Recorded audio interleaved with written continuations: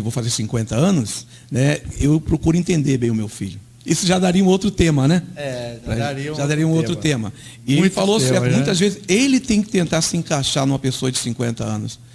E seria mais fácil a pessoa de 50 anos tentar entender ele, para ficar mais fácil. Porque a pessoa de 50 anos está ensinando. A gente já viveu, né? No caso, a pessoa de 50 anos já viveu aquela fase e já sabe como que é. E ele talvez ainda não passou por aquele momento e está passando por esse momento pela primeira vez e realmente ele não sabe como se encaixar. Com certeza. Em uma certa sociedade. E é interessante que todos nós passamos por isso. Sim. Né? Todo mundo foi adolescente o dia. E outra coisa, etapa, né? Eu fiquei bobo porque ele foi muito direto. Ele foi muito real. Quando ele falou assim, que o assunto que vocês estão abordando aqui, eu tenho que tentar entender, procurar entender, para que eu possa entrar no assunto e participar. Então ele foi direto, ele foi real no que ele está falando. E a nossa igreja, graças a Deus, o Juan é testemunha disso. A irmã Sheila, né? Minha esposa, a irmã Sheila. A irmã Fabiana, que está nos assistindo. Um abraço, irmã Fabiana. Né? A irmã Gilde. Elas estão ali na direção dos adolescentes. Estão na direção do departamento dos adolescentes. E olha, elas fazem um ótimo trabalho. Um ótimo trabalho mesmo. E a união entre as três, isso é importante. Né? Há uma união. Porque tem que ter uma decisão. Quando você está liderando sozinho, é uma coisa. Agora, quando você está, né? E é uma coisa fantástica, eu admiro muito, porque é assim, você lidar com adolescentes, né? É lidar assim com uma vida inteira. Você não está lidando com uma pessoa, qualquer um, não.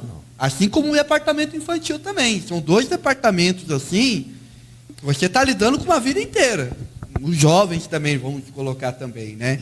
Então, você que trabalha com jovens, você que é líder dos adolescentes, você tem a nossa gratidão. E eu oro muito por vocês para que Deus possa dar mais capacidade. Pastor Saulo, um parênteses bem rapidinho aqui. O Juan também falou uma coisa que é bem interessante a gente ficar atento, porque ele comentou uma pessoa de 40 anos e uma pessoa já dos adolescentes. E o Joel comentou também que é difícil, às vezes, a pessoa que já está com 40, 50 anos entender a realidade do adolescente, porque são realidades diferentes. O Joel falou, ele já passou por isso. Mas na época que ele passou, né? Nós tivemos uma mudança das tecnologias, uma mudança de comportamento muito rápido. As eras se passaram da história aí da humanidade, foi mudando gradativamente. Só que se você for colocar aí de 20 anos para trás ao que nós temos hoje, a mudança foi muito rápida, as mudanças de comportamento foi muito rápida, o acesso às informações foram muito rápidas.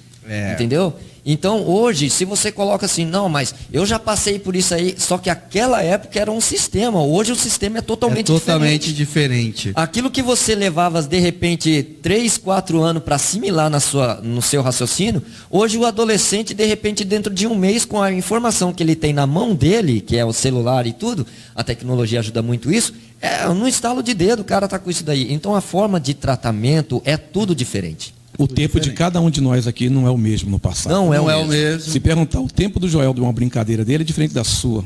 A sua já vai ser diferente da minha. A do Gonçalo vai ser diferente, a do Juan muito menos. Hoje, a do Juan, a de vocês vem com a tecnologia. No meu tempo, eu não sei a idade do Gonçalo, deve ser 37. Bem mais novo do que eu. 37 não, é novo. Eu peguei esse tempo. Eu vou fazer 50 anos. O William aqui, quantos anos? 39, 38. Então, eu sou mais velho aqui de 50 anos. Futebol na rua. É uma maravilha. A gente rodava peão, jogava bola de gude. Hoje já não... Hoje o jovem está com o celular na mão, ele é bem diferente. Então, eu tenho um amigo, ele é idoso. Ele conta a história que quando ele tinha 15 anos, na época dele, 15 anos, naquela época o pessoal não ia muito ter... as mães, né, quando estavam grávidas, quando elas iam, né, ter os seus bebês, tinham em casas, né? Não ia para o hospital. Hoje corre e vai para o hospital, tinha uma parteira, né? Tinha parteira. Aí, quando ele conta isso, eu dou até risada, porque é uma coisa assim que eu não imagino isso, né? A parteira chegou na casa dele, ele com 15 anos, chegou na casa dele, o pai dele, vocês querem ver a cegonha? O seu irmãozinho está chegando. Quer ver a cegonha? Fica olhando pro céu para ver a cegonha. Ficou todo mundo lá no quintal vendo a cegonha. Vendo a cegonha. Aí daqui a pouco o irmãozinho dele nasceu, né, chorando. Ué, mas aonde que tá a cegonha?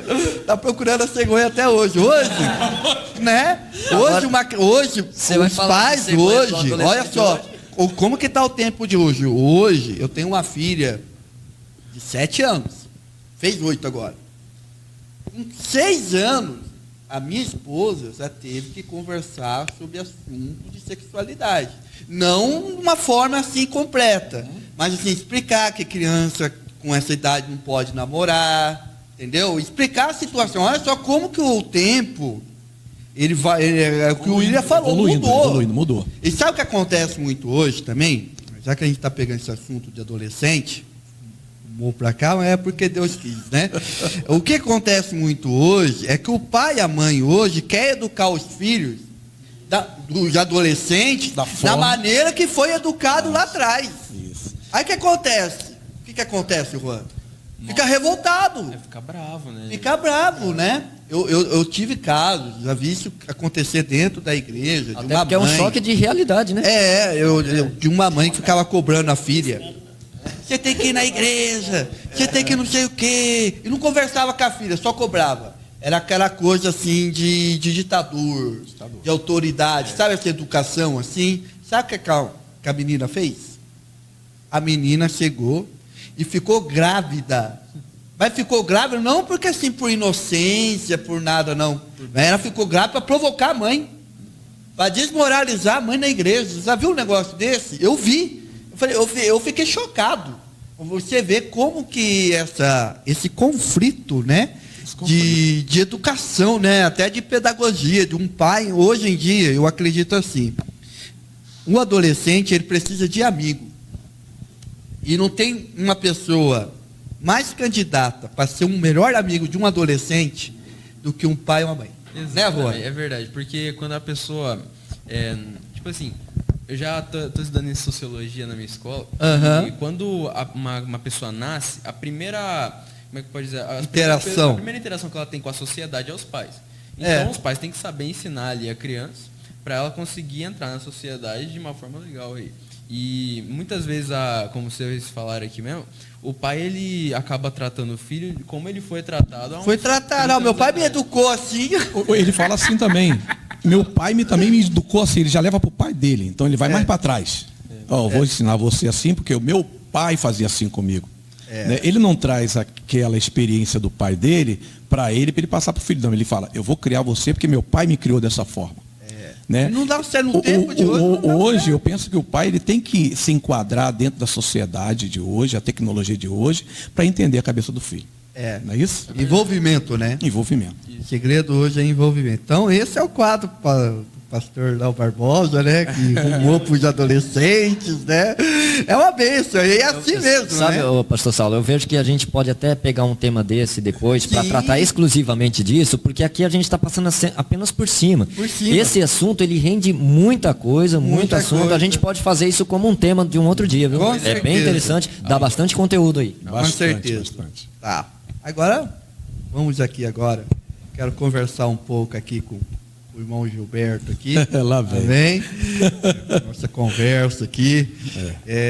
Eu chamei o irmão Gilberto aqui porque nós vamos tratar de um assunto muito importante. Eu quero ler um texto antes da gente tratar, um texto que eu li hoje.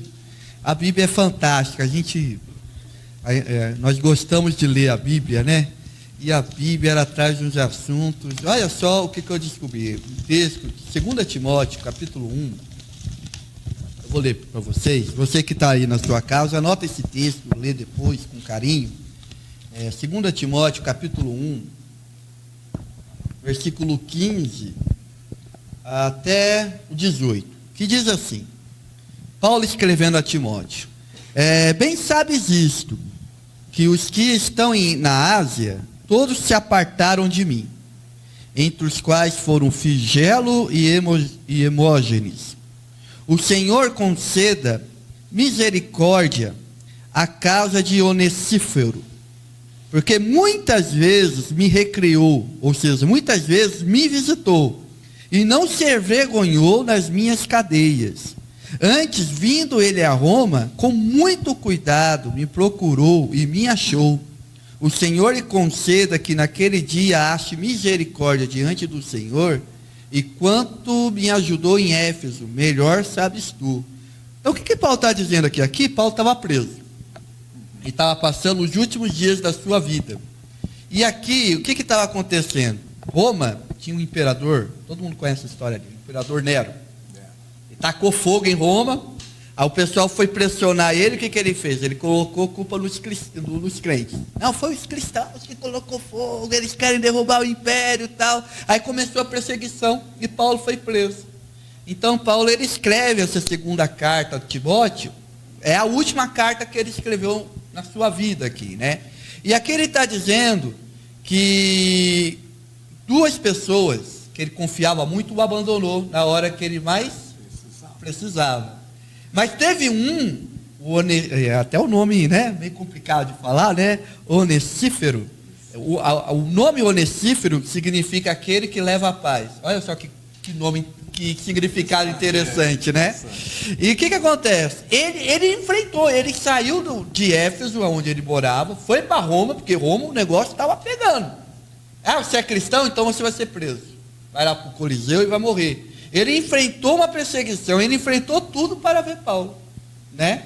Então, por isso que Paulo, ele chega, ele é grato, né? Ele chega e diz, eu considero muito esse irmão aqui, o Onesífero, porque ele me ajudou na hora que eu pensei que eu estava abandonado, né? E por que eu estou falando isso? Eu estou falando esse assunto aqui na Bíblia, porque o irmão Gilberto passou por uma situação, assim, complicado, né? Bem complicado, irmão Saulo. Quando que começou? Assim, você foi no médico, o que aconteceu? Irmão Saulo,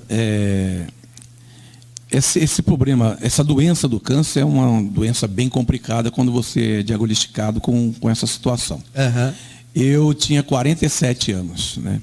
E o meu avô já morreu com a doença do câncer de próstata.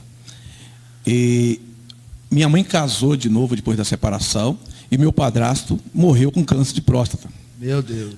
Então, e minha mãe, um câncer da tireoide. Então, eu presenciei essas 3 situações. Não presenciei a do meu avô, porque não estive com ele, mas fiquei sabendo da situação. Uhum. Eu sempre me preocupei com essa situação aí, que o homem ele tem que se preocupar com isso, né? Que o câncer da próstata leva à morte. Ele leva à morte. Mata, né? É o que mais mata. Mas há cura. Isso é importante a gente entender. As pessoas, eles têm a palavra câncer. Já pensa que é sentença de morte, né? Sentença de morte. Se você hoje é diagnosticado com o câncer e a pessoa souber, ele já vai olhar para você e falar assim, ele está morrendo. E não é bem assim. É uma doença que te traz tristeza, é uma doença que mexe com o seu sentimento, você fica carente, você fica ansioso e você passa a ter medo da morte, dependendo da sua idade.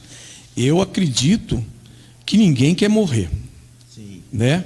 A não ser que você tenha uma idade bem avançada, lá para os seus 90 anos, aí você fala assim, o que eu tinha que fazer aqui nessa terra eu já fiz, eu já criei meus netos, eu já vi meus filhos crescer, se Deus me levar agora, né, eu estou nos caminhos do Senhor, eu estou tranquilo, eu estou em paz. Mas uma pessoa com 47 anos, quando o médico fala para você se você está com câncer, ele não vai ter o mesmo pensamento de uma pessoa de 90 anos. Com certeza. Porque ele tem filho para criar, ele tem uma esposa belíssima em casa, né, ele tem sonhos. Vida, né? Tem uma vida. Né? Ainda mais para nós que somos servos de Deus. Né? Pessoas que louvam, pessoas que cantam, pessoas que estão sempre interagindo com pessoas, falando de Deus. Então você sabe que isso vai embora, se você não tomar cuidado. Então, com 47 anos, eu quero deixar atento isso aí, para o povo ficar atento, principalmente os homens. Toda vez que eu ia no UPA do meu bairro, eu pedia o exame de sangue. Porque a primeira coisa que você tem que pedir o exame de sangue, onde vai lá estar o PSA. PSA. Né? Que com o PSA vai constatar ali o grau, da situação que você tem na próstata. Né? Muitos falam assim, mas o PSA é o tamanho da próstata. O PSA, ele vai analisar ali o que a próstata está aumentada, mas qual o grau? Por que ela está aumentada? Né? Então, o homem, quando ele passa a ter 4.0, né, na próstata, já é uma questão para ele se preocupar. Né? Aí você me pergunta assim, mas eu tenho um parente que ele tem 9, né, porcentagem de 9 na próstata, ele está com câncer? Não. É apenas um indicador. De 4 a 10, pode haver uma possibilidade de você ter um câncer, ou pode ser benigno também. Né? As pessoas perguntaram para mim, né, o que queria abordar aqui, eu coloquei aqui para a gente, como nós nos sentimos ao receber o diagnóstico da doença do câncer. Isso. Esse, para mim, não fugir aqui do tópico. Tá. Como eu me senti quando eu recebi a notícia? Então, nós vamos recapitular. Você fez o exame de sangue. Fiz o exame de sangue. Aí esse PSA deu 4? Não. Deu 3.6. Né? 3.6. E muitas vezes, quando eu ia no UPA, a pessoa falava assim, não precisa. Eu falei, mas eu estou fazendo 40 anos de idade, eu quero fazer o PSA. Não, mas você está novo ainda. Não precisa. Só para idoso, né? Não. Por isso que o índice de pessoas constatada o câncer de próstata são com 60 anos para cima. Olha só. Isso é um erro por causa do homem, que ele se preocupa depois, né? E o homem também, ele não tem, né, William, esse costume de ir no médico. Mulher não. Mulher vai no médico desde os... Sempre chegou tem aquela resistência, né? Vamos levar a menina, né, pro ginecologista. E geralmente agora também, o homem não, o homem só vai lembrar de homem é machão.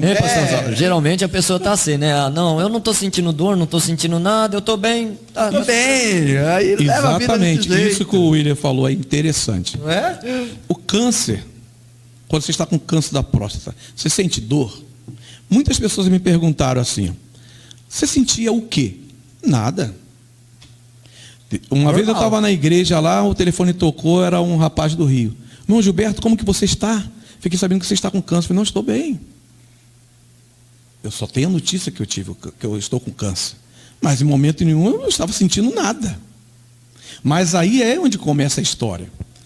Aí quando o médico chega para você, que você pede o exame de sangue, e você tem que ser bem claro isso aí no UPA, fala, eu quero fazer, porque não é a partir dos 40. Depende do quadro familiar. Genética, Você tem um avô lá que ele morreu com câncer de próstata. Você tem um pai que está com câncer de próstata. Você tem um irmão que está com câncer de próstata. É genética, né? Então você pode fazer um exame antes dos 40. Tá? Então você tem que se preocupar com isso. Quanto mais cedo o tratamento, tudo que está no início é bem mais prático fácil de tratar, né? Outro tópico interessante porque antes, se eu não tivesse corrido atrás, eu posso colocar, né? Falaram, né? Buscado, né? Porque a gente vê na imprensa aí, na televisão, falando assim que o homem é machista, que o homem não vai atrás. Mas tirando o Gilberto, eu fui atrás.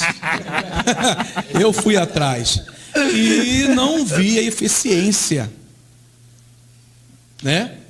De um postinho de saúde, a eficiência do hospital para me dar essa assistência. Porque quando eu chego e falo assim, eu quero um PSA, não há necessidade agora. Nossa, o PSA está 3 pontos alguma coisa. Eu falei, mas eu tenho um avô. Ótimo, né? Eu tenho um avô, eu quero... Ou seja, se você não tivesse argumentado que teria esse caso, teria passado batido. Teria passado batido, eu estaria aqui, talvez sem sintomas nenhum. Aí quando fosse lá para 50 anos, eu fosse fazer o exame e já era tarde. Entendeu? Aí o cuidado, tarde. Porque até mesmo porque essa doença é muito silenciosa. E às vezes você só consegue descobrir ela quando ela começa a externar. Isso. Né? Aí, que nem eu tive um caso também na família, meu pai também teve câncer. E ele só descobriu quando já estava muito avançado. E aí já estava saindo um tumor aqui no pescoço dele. E aí quando descobriu já estava muito avançada a doença e infelizmente essa doença levou ele ao óbito algum tempo depois. Porém, que nem você falou, se você não buscasse, realmente não tem como descobrir, porque é muito silenciosa. E o grande problema também, fazendo um adendo, é o seguinte, é que, infelizmente, não só na saúde pública, mas em qualquer atendimento público, há um vício chamado generalização. Então, a pessoa está doente, vai no médico, o que o médico fala? É virose. Não faz exame, não faz nada, só olha para a pessoa que você está com estou com dor de cabeça, dor de barriga, é virose. Né? É virose. Então, até você chegar no diagnóstico, eu estou falando isso, até você chegar no diagnóstico certo, você tem que, pessoal, ou é uma dor de barriga. Desculpa, porque eu tô dando risada, porque eu vi um vídeo na internet que tava assim, o cara apareceu com o braço quebrado, foi no médico, o médico olhou assim, não, isso aí é virose. É virose, hoje tá assim. E não só uma virose, há uma dor na barriga. Você ter comido alguma, desculpa a expressão, alguma porcaria, o médico fala isso. Você é jovem, você come x-salada, come hambúrguer, de tudo. Dor de barriga. Dor de barriga. E nada. De repente você está com câncer no intestino. Isso. Porque não fez o exame. Então o certo é pedir o exame. E como que começa esse exame? Aí você chegou e fez o exame. Quero o exame. É normal a pessoa chegar no hospital, vou fazer o meu exame. O que ele faz? Um hemograma. Básico. O hemograma vai estar lá o triglicérides, vai estar o colesterol, vai estar a urina para ver se você tem bactérias, né? Se você tem a famosa anaconda na barriga, né? Não é verdade? São 2 bactérias que tem nesse exame lá, que é realmente, né, essas bactérias lombrigas que você tem no estômago. Isso é o básico, urina, as plaquetas do sangue, mas tem muito mais aí. E o PSA. Então, se o homem não pedir o PSA, no seu hemograma não vai vir. Então, eu quero fazer o PSA total. Né? É onde vai diagnosticar não o câncer, viu? Não o câncer. Não é que você vai fazer o exame de sangue. Vamos dizer assim, é um princípio para você se preocupar, para você buscar, né? Eu vou usar como esse termo aqui. É o triângulo da bermuda aqui. Primeiro passo, exame de sangue. Segundo, o toque. Terceiro, a biópsia. Então você tem que pedir um exame de sangue. O exame de sangue, ele vai mostrar lá o grau do seu PSA, da sua próstata. Aí, quando o médico vai analisar que sua próstata está acima de 4, ele vai falar assim, vamos fazer o toque. Segundo exame, o de toque. O toque. Ele vai, é uma coisa simples, muito simples, né? Ele vai apenas tocar, porque eu costumo fazer isso aqui, né? Quando o médico ele toca em você, ele está frágil, aqui, ó, está flexível. Então ele dá um toque, ele vê que não tem tumor, que não tem nódulos. Quando ele toca que está rígido, ele percebe que alguma coisa está errada, porque não era para estar dessa forma. Aí ele vem te pedir um ultrassom no abdômen e o ultrassom da bexiga, que está mais próximo à próstata. Depois desses 2 exames, ele te pede a biópsia, que ele entra na conclusão. Então não é assim, você faz o exame, pensa, estou com câncer. Não é aí. Há um caminho. Né? Então esse foi o meu caminho. Só que houve um problema na saúde. Nós temos aqui em São José o Provisão, né? Que tem nos ajudado muito. Né? Quando eu fiz esse exame, que eu fui receber o resultado, já mostrou no resultado que eu tinha o câncer. Olha. E grau 6. Grau 6. Então foi o primeiro passo, eu com 47 anos. Hoje eu estou com 49 para fazer 50. E faz 5 meses que eu operei. Quando eu recebi esse resultado do médico, o médico falou assim, agora vamos para mais uma análise. Aí foi para um laboratório, a biópsia, que você faz a biópsia, são 12 fragmentos. Tiram 12 fragmentos da sua próstata, né, e colocam em recipientes pequenininhos. Para analisar. Analisar. 2 camadinhas de cada, 2 fragmentos em cada tubinho daquele lá.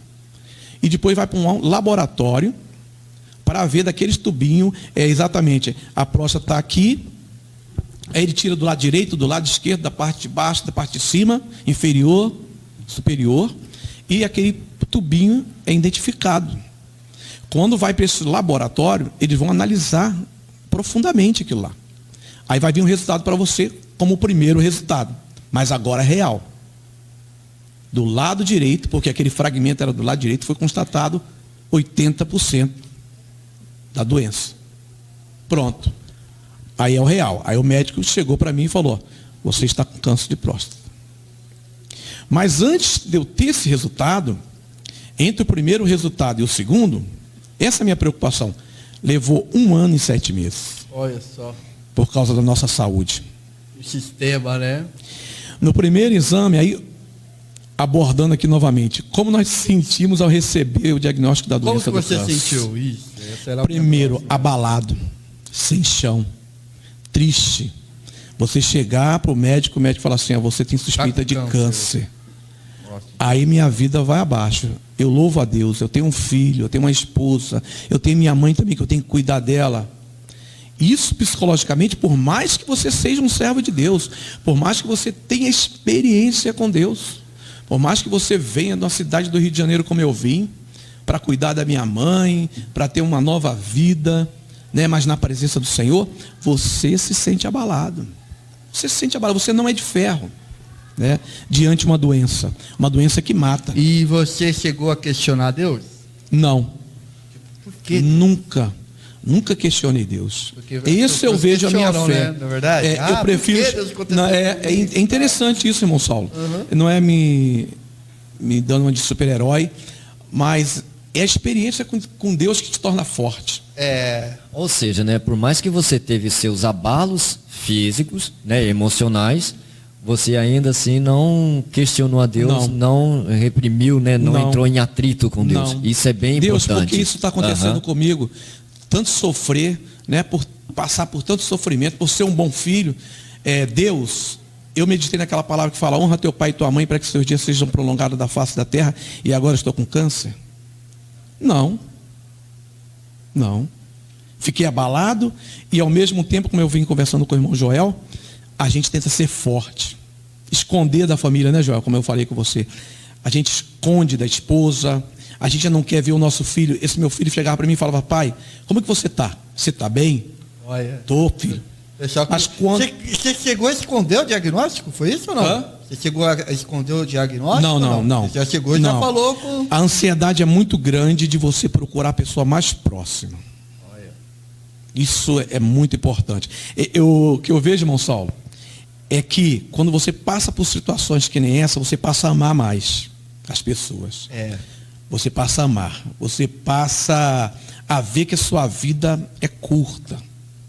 Você passa a ver que você pode estar aqui, pode não estar mais. Que você pode ter uma nova oportunidade. Né? Então isso é muito interessante. Se a gente era flexível à voz de Deus, a gente passa a ser mais. Aí mostra realmente o seu verdadeiro amor, aquilo que a gente estava conversando, a união. Assim, eu penso assim, que antes da doença, ou antes de acontecer essas coisas, nós imaginamos a nossa vida por anos. Mas depois que a gente recebe uma notícia, a gente começa a viver o quê? Dia por dia, né? Dia por dia. Você vê que sua vida está na corda bamba. Porque se você não se mexer, se você não correr atrás, você vai morrer. Isso você fala, mas Gilberto, mas quem disse que você ia morrer? Gilberto, você é um filho do Deus Altíssimo. Ele é o controlador da sua vida. Você não vai morrer. Tá. Quem garante que eu não ia morrer? Quem garante? Deus. Calma aí. Tá, Deus. Eu sou digno. Nós dependemos da misericórdia de Deus. Com certeza. A Bíblia diz que a misericórdia de Deus é a causa de nós não sermos consumidos, né? Isso. Você vê um ônibus descendo de Campo do Jordão, um ônibus tomba, morre todo mundo que era cristão, que estava vindo de uma vigília. Então. E todos não eram servos de Deus? Foi coincidência todos morrerem? Na Bíblia está escrito, né, que as mesmas coisas sucedem ao justo e ao injusto. O sol, ele nasce para o injusto e nasce para o justo. Ou seja, morre gente na casa do justo e morre gente na casa do injusto também. Todas as coisas sucedem igualmente. Bem colocado. Nosso sol como a chuva, né? É bem colocado. É por isso que nós somos alicerciados. Pois é. São colunas da presença de Deus, porque nós entendemos isso aí. A igreja te traz uma estrutura. Como que foi? Você, como servo de Deus, te traz uma estrutura para essa doença? Traz. Mas ainda continua falando. Você não é super-herói. Mas você louva a Deus? Você fala que toca para Deus? Mas não sou super-herói. Né? Não sou super-herói. Sou um ser humano que eu vejo que a minha vida pode acabar. E ninguém quer morrer com 48, 47, 49 anos. Mas, Gilberto, quem disse que você ia morrer com 49 anos? O médico. O médico. Ele chegou para mim e falou assim, desse exame para o outro, que foi mais analisado, ele falou assim, eu voltei no urologista, sem o exame. Teve o resultado, ele falou, vai passar para um exame mais específico, depois você traz o exame. Eu falei, mas doutor, eu vou fazer a biópsia de novo? Fazer a biópsia é complicado, né? É bem complicado. Não, vai para um laboratório e você vai trazer o exame aqui. E eu fiquei nesse tempo, esse exame vai para onde? Para o UPA? Vai vir na minha casa? Não, chegou aonde que eu procuro esse exame? Chegou no dia do urologista, eu voltei sem o exame. Doutor, beleza, cadê o seu exame? Não tem exame, doutor. Não está aqui? Não. Falei, mas doutor, olha meu amigo, você dá seus pulos. Assim, claramente assim, lá no Provisão. Dá seus pulos, corre atrás. Quantos anos você tem? Foi fazer 48. Então você corre atrás que você é novo. Você tem filho? Tenho. Menos mal. Corre atrás. Mas doutor, isso é um câncer? Provavelmente. Dá seu jeito, corre atrás da diretoria, ou mexeu com o meu psicológico novamente. Primeiro foi, até esse momento, eu não tive um resultado direto assim. Você está com câncer, ainda não. Mas vocês presenciaram alguns momentos na igreja, eu testemunhando, derramando minhas lágrimas ali, porque eu estava nessa trajetória. Aí a questão, assim, a gente fica angustiado pelo eventual diagnóstico, fica na cabeça. É ou não é? E tem um sistema que barra você, o sistema burocrático, né, da saúde, que barra você, tira você da rota e cadê o exame? Tira você da rota. Meu Deus, cadê? Eu estou precisando de um tratamento, mas eu estou fora da linha da normalidade, né? Você está caminhando ali, vem um caminhão te dá uma pancada, você sai. E sabe o que eu fico pensando, para você continuar, é o seguinte, quantas pessoas, porque eu creio que você procurou ajuda para procurar o exame e tal, né? Quantas pessoas que hoje estão precisando de um exame, estão precisando de uma consulta e não estão tendo, por quê? Não tem. Por causa do sistema. Eu não sei que sistema que eles fazem, assim, né? E às vezes a gente precisa procurar um vereador. Isso, né? Mesmo. Uma pessoa que está envolvido lá. E alguém que te oriente, né? Porque qual caminho tomar? Né? Tá, eu saio do hospital de Provisão, o médico manda dar meus pulos. Ele é um médico. Eu já estou dentro do hospital. E eu estou com a doença. Estou abalado. Mas, Gilberto, você é um servo de Deus. Mas fica. Calma. Fica abalado. E falando nisso, ainda tem a questão, né? Se a pessoa tem um convênio, ameniza um pouco o impacto. Essa burocracia, né? A burocracia. Embora que os convênios hoje também tá uma situação um pouco crítica. Não está tão fácil assim. Mas, e se já não está tão fácil com o convênio, e quando a pessoa então cai no SUS, o SUS também está mais complicado ainda. Existem burocracias, você encontra tantas injustiças às vezes acontecendo, pessoas que era para estar lá atrás na fila, às vezes por um empurrão de alguma outra pessoa, pega a vaga de outra pessoa. É muito injusta essa questão. E que você falando sobre o convênio, ele vai apaziguar porque ele vai antecipar. Ele vai antecipar muitas coisas. Eu esperei 1 ano e 7 meses. Se tivesse um convênio, né, poderia... Tá, né? E como que está esse câncer? O Joel acabou de falar. Ele é silencioso. E esse silencioso, ele está evoluindo. Está evoluindo. Né? Porque o câncer, ele não estagna ali se você não tiver um tratamento. Esse silêncio, ele está progredindo e você não percebe essa progressão.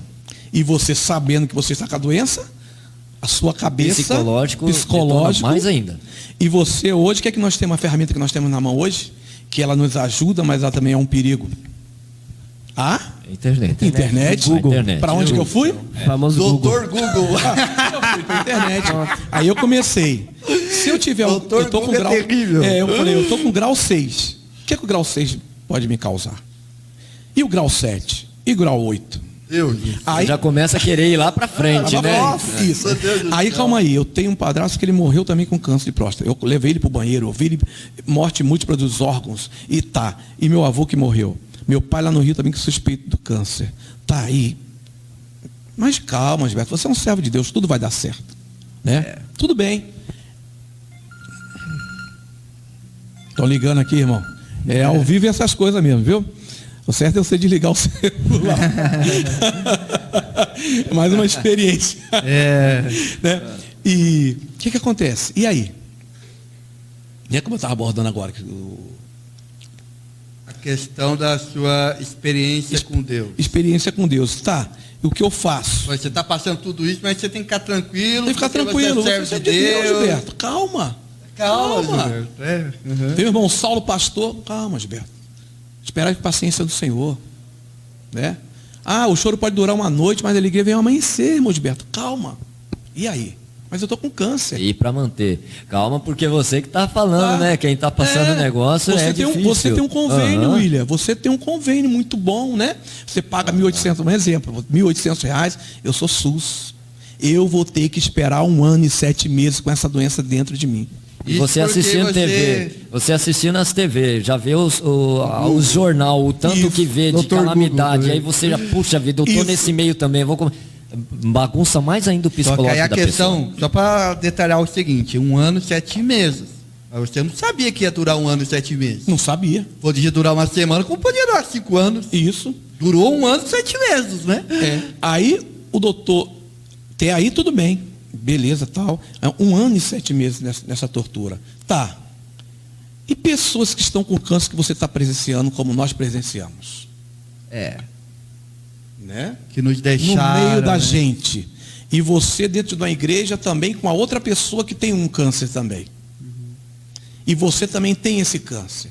Como que fica a sua cabeça? Quem vai te entender? As condições não são favoráveis para você pensar positivo, né? Não é. Aí você começa a ouvir a história da outra pessoa e acontece o pior. Você fala, meu Deus, e a minha vida? Quando me abrirem, como que eu estou também? E o psicológico? Foi o que aconteceu. Eu cheguei ao momento de realmente entrar na religião, né, com Deus, falar assim, vou me acalmar o meu coração. Mas tem um vídeo na internet que eu coloco, acalma o meu coração. Os irmãos não sabem, mas aquele momento no estúdio, eu falo alguma coisa ali. Né? Eu falo alguma coisa, mas era para mim mesmo, dentro do meu estúdio. Para mim mesmo. Consolando o meu coração, eu e Deus, para mim mesmo. Falando para mim mesmo. O que acontece? Eu fui me consolando. Chegou um momento que eu esqueci. Aí chegou o resultado. Aí eu vou no neurologista, agora sim. Cheguei forte, fui sozinho. Cheguei lá no neurologista. Doutor, pode abrir o jogo. Nem esperei o doutor falar. Doutor, pode abrir o jogo. Pode falar tudo. O que eu tenho, estou preparado. Você não está preparado, irmão. Você quer ser forte. Não se engane com a aparência, né, irmão Sol? Não veja, muitas vezes o irmão está passando uma luta, uma prova, ele está ali, ó. Uma palmeira. Mas o coração tá. Mas está abalado. Tá lá embaixo, né? Ele está querendo um abraço. Se você abraçar ele, vai se derreter. Vai. Porque todos nós temos luta, temos provas. É aquela coisa assim, né? Vai tudo bem? Não, vai tudo bem. Vai tudo bem mesmo. Aí pronto. Aí começa. Pronto, Aí já chora, né? Desse jeito. O que acontece? Não, tudo bem. Beleza. O doutor percebeu que eu estava forte, que eu estava pronto para receber. Mas não, eu queria que ele falasse tudo, para me entender, para me enfrentar. Falei, então, irmão Gilberto, você está com câncer de próstata. E é do lado direito. O que acontece? Muitas pessoas fazem a cirurgia, viu? Você que está aí, recebeu um diagnóstico também, e está em dúvida. O médico fez a mesma pergunta para você. Nós podemos tirar o lado direito da sua próstata. Para te prevenir de uma sequela, né? De uma sequela. Os homens, por ser machista, sabe?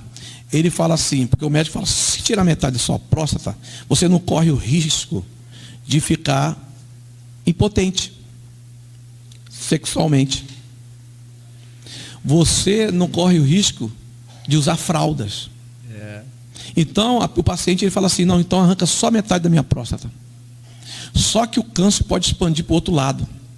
E numa segunda cirurgia pelo SUS, ele vai ter que esperar mais anos. É onde leva ele à morte. Porque esse câncer vai passar, vai pegar para a bexiga dele, vai chegar no intestino dele.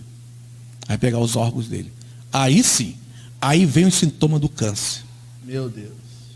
que te leva à morte. Esses são os sintomas do câncer. Então, tipo assim, aproveita essa oportunidade. Essa oportunidade, arranca tudo. Arranca tudo, porque se você deixar, arranca não sei se você vai chegar nesse momento aqui. Se você é um servo de Deus, se você é um servo de Deus, você quer adorar a Deus, você quer ver sua família, você toma essa decisão. Tira a próstata. Aí vê o grau da doença. Será que esse 1 ano e 7 meses me prejudicou? Sim. Aumentou? Chegou a aumentar? Porque quando o médico me deu o diagnóstico do câncer, falou assim, ó. Falei, doutor, se eu não tivesse descobrido isso aí, ó, você tem 5 anos. Eu falei isso na igreja lá. 5 anos. A doença é silenciosa. Né? O câncer não é rápido, ele falou, mas assim, ele quis dizer para mim assim, rápido, 1 dia, 2 dias, 3 dias, 1 mês, não. Mas com 1 ano ele já andou bastante. Né? Até passando lá para frente, quando eu tive o diagnóstico da próstata, da biópsia, quando retirou o câncer da próstata, meu grau já estava 7. Olha só. Eu volto agora no médico, agora, dia 2. E vou pedir um laudo dele já com CID da doença com grau 7. Porque quando eu volto nele, no retorno de tudo que eu passei, ele fala assim com outro médico. Então, ele estava com grau 7. Eu falo, mas doutor, no meu documento que dá grau 6, não. O seu já estava avançado, foi para o 7. Então eu vejo, como eu falei para o Joel, o poder de Deus na minha vida. Né? E, irmãos, eu quero dizer uma coisa para vocês. Do lado psicológico, né, de tristeza, de desânimo, você procura amigos, né, como eu estava comentando com o irmão Saulo, né, a gente está vendo que o tempo passa. Eu estava falando para o Joel, para você abordar esse assunto da sua vida, que foi vários dias, em questão de minutos, é muito difícil. É difícil. É muito difícil. Né? Você procura a igreja? Você nem procura. Você quer que a igreja vá a você. Você não procura. Que nem Paulo aqui, né? Você, Paulo, né? Você viu? Aquele que levou a paz. Você quer paz. Você quer com uma pessoa. Como eu fiquei feliz quando eu operei, que vocês foram na minha casa fazer um culto. Eu chorei de alegria. Você fica carente. Você volta a ser criança de novo. Porque você vê que sua vida estava numa linha e Deus te dá mais uma oportunidade. Então você fica ansioso para expressar a misericórdia de Deus na nossa vida, na minha vida. Né? Então foi isso que aconteceu. Agora, Gilberto, você serve a Deus há tanto tempo, aceitou Jesus com 13 anos, passou muitas coisas, veio para cá, para São José, cuidar da sua mãe. Você ainda se abalou com isso? Se abalei. Mas você tinha igreja ao seu lado? Tinha. Mas deixar bem claro aqui, irmãos. Todo mundo